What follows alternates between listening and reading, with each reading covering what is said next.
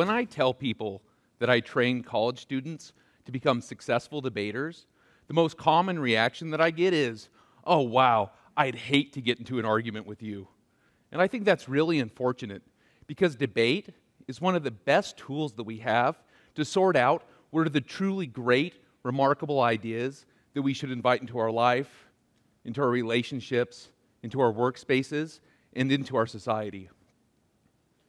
I want to share with you today several of the reasons that you should consider yourself a debater and give one tool that we can all use to make our disagreements a little more productive and a little less dysfunctional.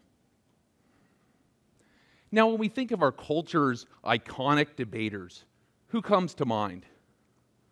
Are they these two fellas? You know, presidential debates are almost universally lampooned because it seems like the candidates spend most of their time trying to dodge the questions that are being asked to them. Or maybe it's those radio talk show hosts who, when they hear an idea that's a little different from theirs, they just tend to shout a little louder, or they'll even hang up on a caller. Maybe you've had an experience at work where you'll be sitting in a meeting and you'll have the flash of a brilliant, out-of-the-box idea, but as you begin to articulate your idea, you'll have one or two verbal bullies in your group that'll cut down your thinking at its knees before it's had a chance to blossom into its fullest potential. And those are all terrible models of debate.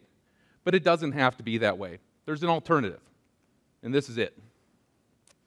In my idealized form of debate, what will occur is when you think you have a pretty good idea, you should go out and purposefully seek out reasoned criticism of your thinking. And the reason that we do that is because when somebody can smash their critique into our idea, it starts to expose some of the fractures and fissures that exist in all of our thinking. And that's a wonderful opportunity because then you get an opportunity to revise your thinking and take your idea from something that was pretty good to something that's truly remarkable and transformative. But how do we get to this idealized model of debate? I believe the first step is to practice something that I call deep listening. In deep listening, it's really simple, but it's very difficult to put into practice.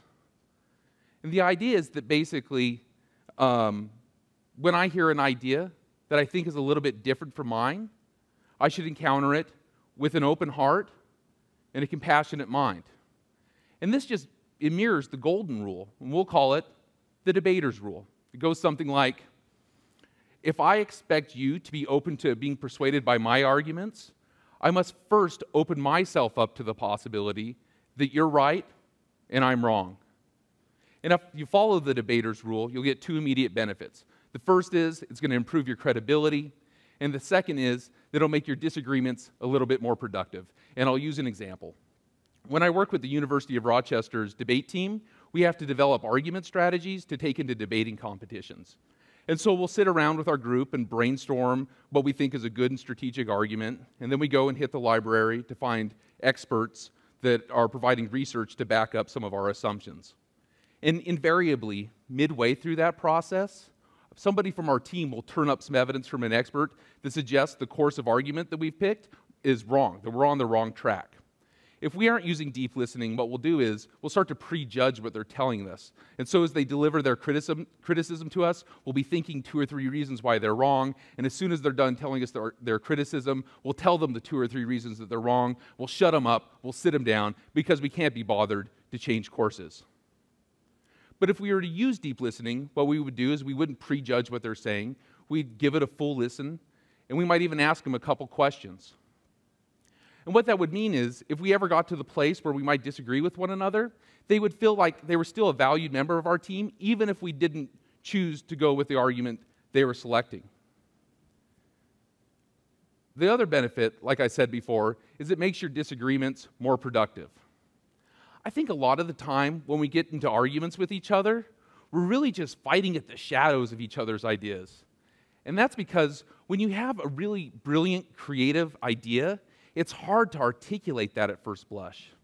And so if we can have a little bit of compassion with each other and realize that everybody's struggling to explain their best thinking, it means we'll sit with each other for a while and we'll try to help each other define the contours of our ideas.